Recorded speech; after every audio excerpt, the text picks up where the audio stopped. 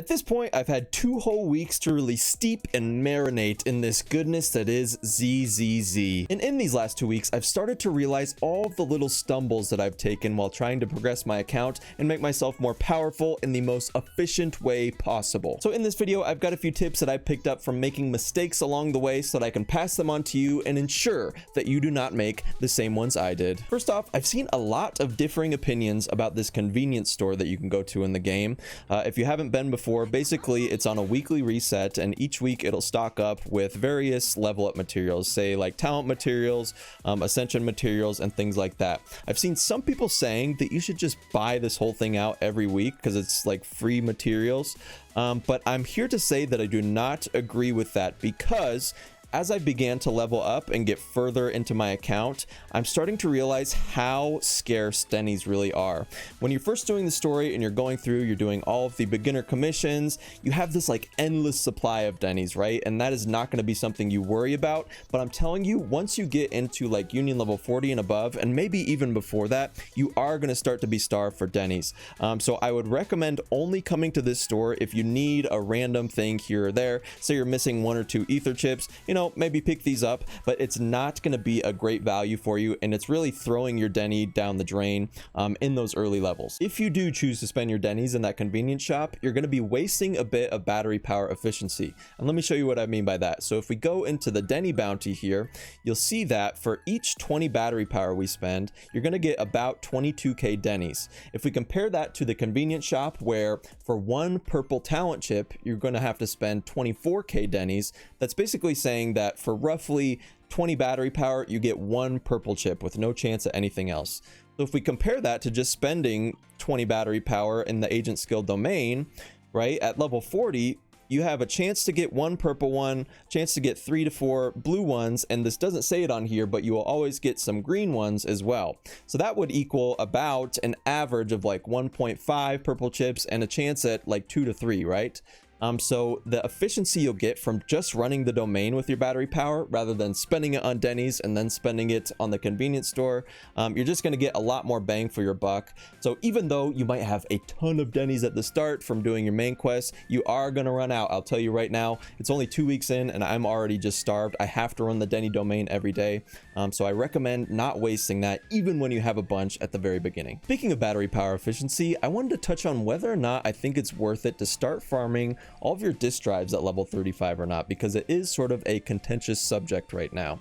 In my personal opinion, there's an order of things you need to prioritize before you hit Internaut level 40, and the first would be to get 6 characters that you know you want to bring into Shiyu defense up to level 40 at least, right? And then I would really focus on maxing out 2 main DPS, so your Ellen, your Soldier 11, and whatever main DPS you have. I would get their skills up to the max on all of them, honestly. I think it's like level 6 when they're level 40, and then of course their weapons. And then do, you know, some of the skills for your stun and your support characters, but nothing too crazy. Once you have all of those max and you're still not Internaut level 40, that is when I would recommend you go and just get some basic sets from these disk drive domains, right? Because even if I do my runs and I only get a few little crappy purple pieces, the most important thing at the early levels is to get these set bonuses going. For example, on Ellen, she gets the extra crit rate from the 2-piece Woodpecker Electro, and then the Polar Metal set is huge on her. She gets extra ice damage, extra basic attack damage, and even more basic attack damage when I inflict freeze or shatter. So this is really good just for putting on. If you look at my relics, they're pretty crappy, right? I don't have them leveled up. A lot of them are purple, not the best stats ever, but as long as I get those set bonuses, it's going to be a huge boon. To add to my point here, the other option that you would have if you didn't want to just farm disk drives after you fully maxed out those 2 teams is to just start pre-farming for when you do hit Internaut level 40, and I don't think that's worth it because the efficiency is just not there. If we look at the rewards that you get from, say, when you're level 30, you are going to get about 5 to 10 purple XP materials and 45 to 50 blue ones. Then if we go to when you hit level 40, if you just waited to farm, you'd be getting 10 to 15 purples and 30 to 35 blues. Now, that's not exponential, right? You're not going to be griefing your account if you start pre-farming, but in my opinion, the damage gains you would get immediately from just getting a basic set of disc drives for all of your 6 characters is much better than what you would be getting from pre-farming and kind of wasting your battery efficiency for when you do hit Internet level 40. Next, I want to talk about combat for just a minute, because I think there's a couple things in the game that it doesn't teach you that are very simple to do and very easy to implement into your gameplay that can give you massive gains on your damage. So most teams in this game, at least as of 1.0, are always going to look kind of the same, right? They'll have a support character, a stun character, and then a main DPS, whether it's attack or anomaly. And if you're just starting this game, you might think that you can just kind of slot them wherever. When I first started, I was just putting my attack character right here and then a mix of whatever I had and these two. But I'm here to tell you that it's actually very important where you slot them. And the most important thing is that you always have your main DPS, for example, like Ellen right here, following your support character, because support characters can do these things called quick assists. So even if you get a chain attack off and you're not able to get all of the characters involved in that, as long as you end on your support character, they're going to be able to do a quick assist with their skill or the chain attack that can let you lead into your main DPS character. What I mean is that if you're fighting one of these smaller enemies like a tier thing, you're not going to be able to do a full chain attack like you would on a boss. So if I stun with Lycan here, let me show you. I can go to Sokaku, but I'm not going to get a full chain attack and be able to go to Ellen. But you see that quick assist pops up, and I can still end on her and start doing damage when an enemy is stunned. Now, if I had done something like this instead and put Lycan in the spot right after Sokaku, this would make it so that I can only quick assist into my stun character, which is not good at all, especially for Sokaku, who can only pass her attack buff onto the next character. So this next tip might sound a little intimidating at first if you're more casual, you're not super combat focused, but me personally, I am not super combat focused either. I play these games for the waifus and I don't take it too seriously, but if you add this little thing into your rotation, it's going to feel really cool and make the game a little more fun for you. If you played Wuthering Waves, you might be familiar with quick swaps or swap canceling or animation canceling, whatever you want to call it. The point is, a lot of abilities in this game have a super long animation, but they made some tech so where if I do it, see, that takes 3 seconds, but if I do it, I can do it and then quickly swap to another character and keep playing the next character while the last character finishes their animation. So this is really cool. You can do this with all the characters, right? You'll see Soldier 11 still out there doing damage. So this is really helpful with skills. That is one thing to watch out for.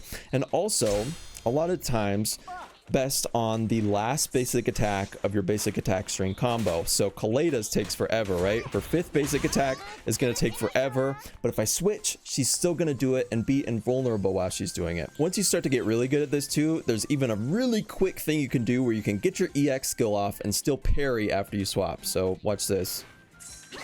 See, Kaleda just did her skill and I got the parry off at the same time. So, you know, it seems very complicated, but really it's something you can kind of ease into your gameplay to make you feel like you're a little more stylish and have some more fun with it. My last tip is about some hidden quests that you might have missed in the overworld here. So if you're like me, you might have seen these gray ... dots above an NPC's head and you're like, I do not want to talk to them at all. It's probably just some useless dialogue that the devs put in the game for whatever reason, but that is actually not true. Go and try to talk to these guys, and most of them are going to give you a reward. So as you can see, I got through the dialogue and he's going to give me one of these HIA commemorative coins, which if you did the story, you might know that you give these things to a trash can. So see, I just got my commemorative coin, and that is actually how you collect them. That's where most of them come from, is from just talking to the gray ... NPCs. I had no idea. I thought that they were just random dialogues. And if you thought that too, go and talk to all those gray ... dots and you'll get some good rewards. Now, of course, there are a few other ways you're going to collect the coins. For example, there was one at that panda at a certain time of day, one from this plant at a certain time of day. But my point here is, if you're ever just out and about running and doing something else and you see an NPC with the gray dots, don't just ignore it. Go up and talk to them, because likely there's some hidden rewards that you might be missing. A lot of the time too, it'll be NPCs that are playable characters, and if you have them, it can give you trust outside of the traditional trust system where you call and DM them. And this is like free trust that you can get. This one's for Ben, right? I've seen some with Billy. So as you can see here, I just got free trust with Ben, just for going and talking to him, right? And I didn't even have to DM him and waste one of my tries for the day. So again, the point is, if you see some gray dots above any NPC's head, just go talk to him. It's not going to be some useless dialogue. There could be some hidden rewards just waiting for you to get. So all those are pretty much the main things that I've figured out over the last couple of weeks that I wish I would have known before I started, that I wish I would have done a little earlier, right? But I'm sure that's not everything. So if you have any suggestions for us, please let me know down in the comments. I would really appreciate it. If you made it this far in the video, I'd really appreciate it if you could like and subscribe. It helps me out a lot, and I've got plenty more Z3 content on the way. So until then, I'll see you in the next one. Peace.